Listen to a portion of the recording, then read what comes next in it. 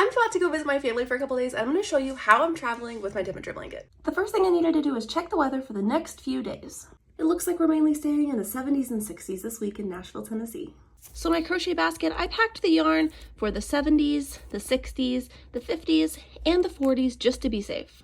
Of course, I've included our temperature chart, our temperature blanket, and I had to grab my crochet hooks from the couch downstairs where I was crocheting last night. Packed and ready to go.